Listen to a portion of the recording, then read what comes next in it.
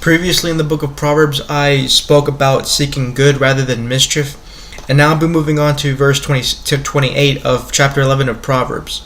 He that trusts in his riches shall fall, but the righteous shall flourish as a branch. So observe that our riches will fail us when we are in the greatest need.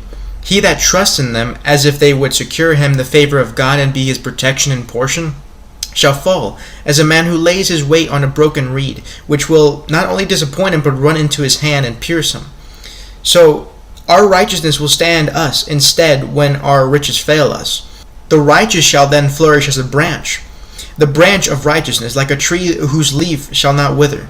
Even in death, when riches fail men, the bones of the righteous shall flourish as a herb.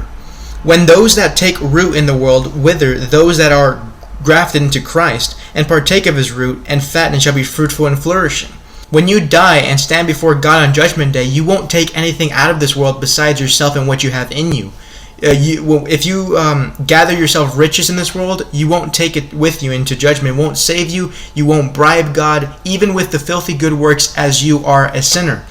Only as a saint will that take any effect in God's eyes. But if you're still a sinner and doing good works, that's nothing but trying to bribe God to get into the kingdom by trying to do good works and trying to be a good person, whatever that means. The only two things you'll be taking with you into Judgment Day is your mindset and your morality. Were you living your life on this earth perfect as God was perfect, as it says in Matthew 5:48? Have you been righteous? Were you living holy as Jesus commanded you to be?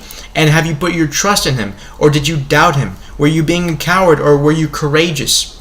Things like that. As long as you maintain the things you ought to have, get rid of the things you ought to get rid of, and receive the things you ought to receive, then you'll be fine as long as you follow Christ. And your mindset and your morality, those are the things that God will be checking on you on Judgment Day. Not your riches, not your family. No one will be standing by you except if you have Jesus as your advocate or your judge.